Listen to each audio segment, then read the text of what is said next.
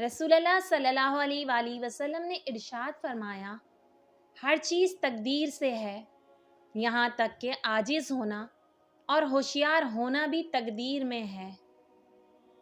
نبی کریم صلی اللہ علیہ وآلہ وسلم نے فرمایا، جب سونے کے لیے بستر پر جاؤ تو آیت الکرسی پڑھ لیا کرو، اس کی وجہ سے اللہ تم پر ایک نگہبان فرشتہ مقرر کر دے گا اور شیطان صبح تک تمہارے قریب نہ آ سکے گا۔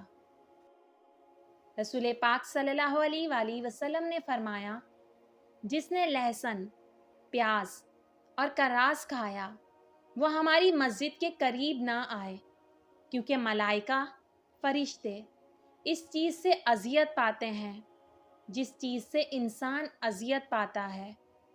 نبی پاک صلی اللہ علیہ وآلہ وسلم نے فرمایا، آدمی اپنے اچھے اخلاق کی وجہ سے رات کو قیام کرنے والے اور دن کو روزہ رکھنے والے کے درجات کو پا لیتا ہے۔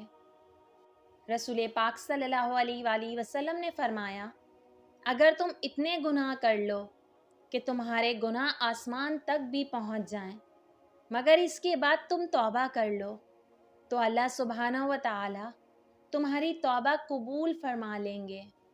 سبحان اللہ۔ پیارے نبی صلی اللہ علیہ وآلہ وسلم نے فرمایا، جس بندے نے لا الہ الا اللہ صرف اللہ پاک کی رضامندی حاصل کرنے کے لیے کہا، قیامت کے دن اس پر جہنم کی آگ حرام ہوگی۔ پیارے نبی صلی اللہ علیہ وآلہ وسلم نے فرمایا، سچ بولنے کی عادت بناؤ، کیونکہ سچائی نیکی کی راہ دکھاتی ہے اور نیکی جنت میں لے کر جاتی ہے۔ رسول اللہ صلی اللہ علیہ وآلہ وسلم نے فرمایا، جس نے کسی مسلمان کی پردہ پوشی کی، اللہ تعالیٰ قیامت کے دن اس کی پردہ پوشی کرے گا۔